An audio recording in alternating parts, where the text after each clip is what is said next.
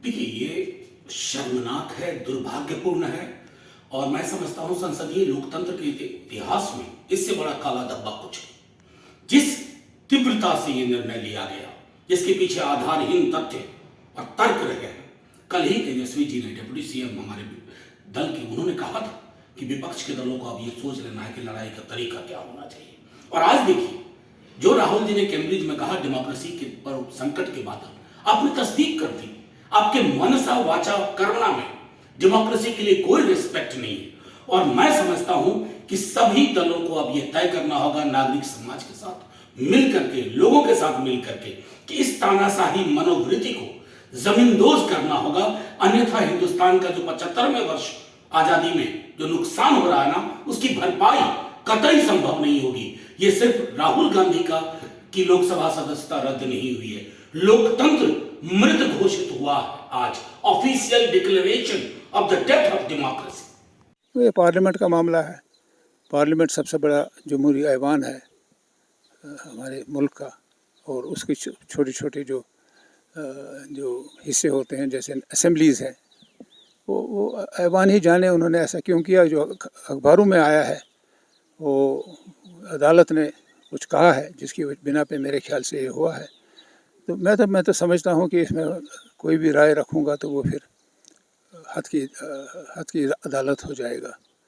लेकिन ये एक किस्म का, ये जो मरकज़ी सरकार में जो हुकूमत कायम है, उनको देखना चाहिए कि जमहूरी निज़ाम इन चीज़ों से उसका फ़ायदा मिलता है, उसको नुकसान मिलता है जो ये कर रहे हैं। और राहुल गांधी हैं, वो एक ख़ानदान के रुकन हैं, जिस ख़ानदान ने हिंदुस्तान को बहुत कुछ दिया। और उस रुकन के सरबराह जो पंडित जवाहरलाल नेहरू थे, इंदिरा गांधी थी। हिंदुस्तान को जो शुरुआत में बनाया और इसको एक मुकाम दिया, वो तो कांग्रेस ने ही दिया है। ये बदकिस्मती है कि इस किस्म की बातें होगी, जब बातों से पार्लियामेंट में भी ये मामला जो भी हुआ है उसका समाधान और उसका हल नहीं निकलता, और फिर अदालतों को भी इस्तेमाल किया जाता है।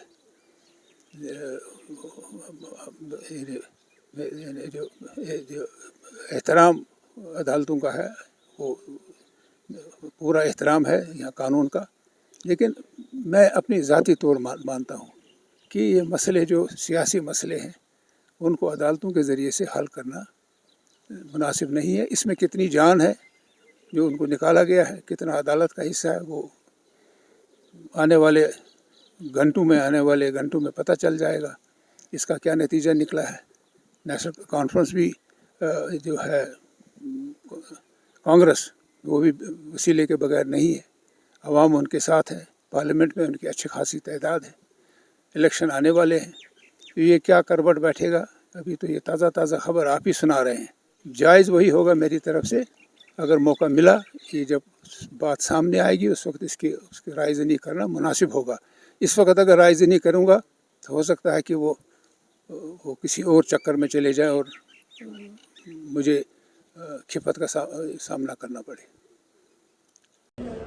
It's a shocking decision by the Speaker, and it has the influence of the Prime Minister Narendra Modi. It is all well known that on the day of February 11th, when Rahul ji spoke again in the Parliament about Adani scam, that day itself the company government has decided to stop him from entering into Parliament. It's a conspiracy hatched by Narendra Modi and Gautam Adani to stop Mr. Rahul Gandhi to again speak in Parliament.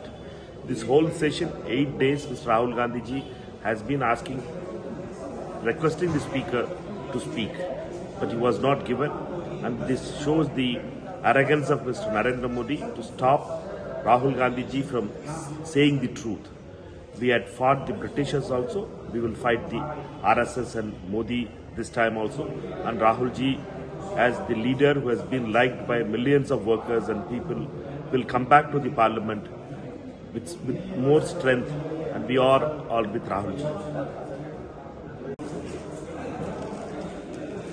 जैसे कि उम्मीद थी नरेंद्र मोदी जी से, अमित शाह जी से, और संपूर्ण Bharatiya Janata party से कि वे राहुल गांधी जी को संसद में अपनी बात कहने का मौका नहीं देंगे। संसद नहीं चलने दी। उन्होंने जितनी बातें हिंडनबर्ग रिपोर्ट और मोदी अडानी जी के संबंधों के बारे में कही थी, पूरे संसद की कार्रवाई से उन्हें हटा दिया गया। क्यों हटा दिया गया? किस बात का डर है? मोदी जी क्यों डरते हैं? मोदी जी की जुबान से आज तक इस विषय पर एक शब्द नहीं निकला। संसद में चर्चा नहीं करने दे रहे हैं, चर्चा नहीं होने दे रहे हैं। आखिर कब तक रोकिएगा? आप संसद में नहीं बोलने देंगे ना, मत बोलने दीजिए। जनता से बीच में जाने से रोकेंगे, वहां भी हम पर केस लगाएंगे, वहां पर भी हम पर झूठे प्रकरण बनाएंगे। बनाइए। कांग्रेस का एक एक कार्यकर्ता घर घर जाएगा और अपनी बात दृढ़ता से जनता तक पहुंचाएंगे। जितना हम पर मुकदमे बनाने हैं बना लो, लेकिन आज जिस तरह की कन्विक्शन राहुल गांधी जी की हुई है, आज उनको पार्लियामेंट से डिस्क्वालीफाई कर दिया गया है। अगर राहुल गांधी जी के साथ ये हो सकता है तो देश के आवाम जो नॉर्मल आदमी है, क्या वो इस सत्ता के खिलाफ कुछ बोल सकते हैं? क्या वो भाजपा के खिलाफ कुछ बोल सकते हैं? क्या वो भ्रष्टाचार के खिलाफ बोल सकते हैं? अगर आज विपक्ष के एक लीडर को इस तरह से डिस्क्वालीफाई कर दिया जाता है सदन से, जिसका कोई औचित्य नहीं बनता है, तो ये एक लोकतंत्र में बहुत बड़ा धब्बा है और ये आने वाली कल की जो पक्ष और विपक्ष की परंपरा है उसके लिए बहुत ज्यादा खतरनाक साबित होगा। ये आज सत्ताधारियों को भी 20 बारी सोचना चाहिए था, जो उन्होंने नहीं सोचा। हम डरने वालों में से नहीं है, राहुल गांधी जी डरने वालों में से नहीं है। हम लगातार जेपीसी की मांग और अडानी घोटाले की जांच की मांग करते रहेंगे और अब इस मुद्दे को हम देश के हर कोने तक पहुंचाने का काम करेंगे। सर, आप लोग काफी आहत भी थे और आप, लेकिन अब राहुल गांधी से दस्ता रद्द हो गई है, तो क्या आप कहेंगे? देखिए, मैं ओबीसी से आता हूँ। आज तो हम बहुत हैं, पूरे देश में सारा ओबीसी वर्ग बहुत आहत हैं, क्योंकि पूरे देश के ओबीसी वर्ग को ये चोर कहना, इस तरह की बात एक कांग्रेस के नेता के द्वारा, राहुल गांधी के द्वारा करना, ये उनके लिए शर्मनाक है। उनको पूरे देश के ओबीसी वर्ग से माफ़ी मांगनी चाहिए कि उनकी गलती हो गई है और ओबीसी वर्ग को इस तरह के शब्द यूज़ नहीं करेंगे। तो पिछड़ा वर्ग हैं, पूरे देश में आहत हैं और मेरा मानना है कि कोर्ट ने, ये न्यायालय का फैसला है, क्योंकि ये 4 साल के बाद में हुआ, पूरी ट्रायल हुई, उनको रीजनेबल अपॉर्चुनिटी ऑफ हियरिंग दी गई, उनके वकील अपील हुए और उसके बाद में कोर्ट ने ये फैसला किया है और कोर्ट के फैसले के तहत में उनको 2 साल की सज़ा मिली है और 2 साल की कन्विक्शन उनका है और सेंटेंस पहले कन्विक्ट किया कोर्ट ने, उसके बाद में 2 साल का सेंटेंस किया है। तो अभी जो सस्पेंड हुआ, उनका सेंटेंस सस्पेंड हुआ है 30 दिन के लिए, लेकिन कन्विक्शन सस्पेंड नहीं हुआ। और भारत के संविधान के तहत में और रिप्रेजेंटेशन ऑफ पीपल एक्ट के तहत में कन्विक्शन के ग्राउंड पे ही डिस्क्वालिफिकेशन है और कोर्ट का जजमेंट होते ही वो स्वतः ही automatically by operation of law without anything more वो डिस्क्वालिफाइड कल ही हो गए थे और कल से ही वो मेंबर ऑफ पार्लियामेंट नहीं है। लेकिन मेरे जानकारी में लाया गया है कि अभी लोकसभा सेक्रेटरीट ने भी ऐसा एक नोटिफिकेशन जारी किया है।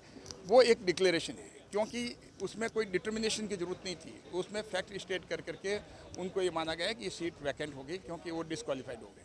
तो आगे अगर इलेक्शन होता है तो फिर वो चुनाव तो लड़ सकते हैं, इसमें तो कहीं कोई कानूनी अड़चन नहीं। देख शब्द कर रहे हैं, इस देश में न्यायिक प्रक्रिया के अनुसार शासन चलता है और जो सर्वोच्च न्यायालय ने डिस्क्वालिफिकेशन का जो निर्णय दिया है उसके अनुरूप जो जैसा अन्य जनप्रतिनिधियों के साथ कार्रवाई हुई है, उचित दिशा में उसी दिशा में कार्रवाई हुई है।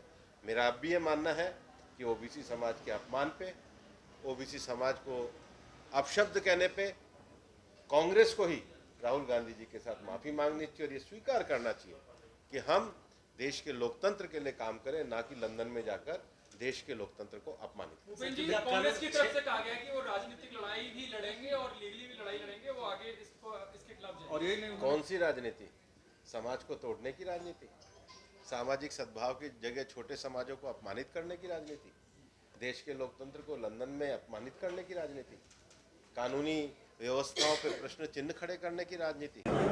Today's decision is the final nail in Indian democracy hammered by the BJP RSS under Prime Minister Modi. Rahul Gandhi has been targeted ever since he has made his speech against the Prime Minister Modi, exposing his links with Mr. Gautam Adani. This is nothing but an outcome of that. But if the BJP think that this will make Rahul Gandhi weaker, they are wrong. Rahul Gandhi will only emerge stronger. He is a leader who walked from Kanyakumari to Kashmir, unifying India, rallying India behind the Indian flag, and therefore I am confident that Rahul Gandhi will come out only stronger from this, and the Congress party is ready to take the battle to every street, to every nook and corner, because we will not allow democracy to be ended the way the Prime Minister Modi is intending to do. We will fight and we will overcome.